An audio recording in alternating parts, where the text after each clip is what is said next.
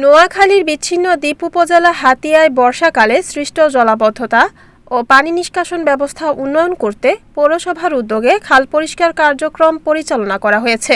বুধবার বিকেলে হাতিয়া পৌরসভার অর্থায়নে এই কার্যক্রম পরিচালিত হয়।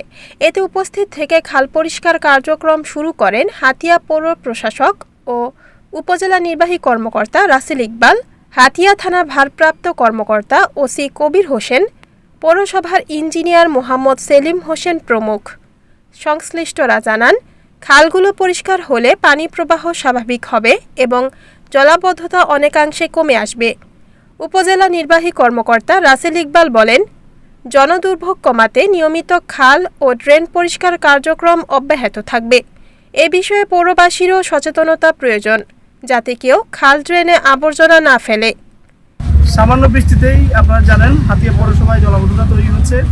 এখানের বাসিন্দারা কষ্ট করছে দীর্ঘদিন ধরে। সেজন্য আমরা এখানে প্রথমে এসেছিলাম যানজট নিরসনে, একই সাথে দেখলাম যে খালের মধ্যে অনেক ময়লা পড়ে আছে, ময়লা আবর্জনা স্তূপ হয়ে আছে, যার কারণে জলাবদ্ধতা নিরসন হচ্ছে না। সেজন্য আমরা পৌরসভার উদ্যোগে, হাতিয়া পৌরসভার উদ্যোগে কাজটি শুরু করেছি, যেন জলাবদ্ধতা তৈরি না হয়, একই সাথে জনগণের ভোগান্তি কমে। আপনাকে ধন্যবাদ।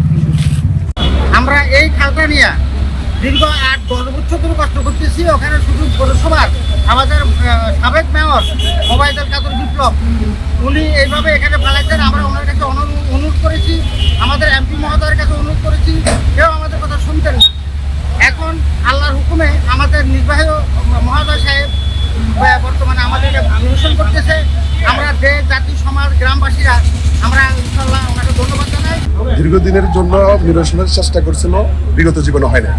হাতিয়া উপজেলা নির্বাহী অফিসারের উদ্যোগে আজকে যতটুকু নিরসন হয়েছে, আমরা মনে করব পৌরসভা 5 নং ওয়ার্ডের এই ময়লা ভাগাটা অতি দ্রুত সংস্কার করে এবং জলাবদ্ধতা থেকে মানুষ নিরসন করবে। Report Hanifuddin Sakib, NNTV, Noakhali.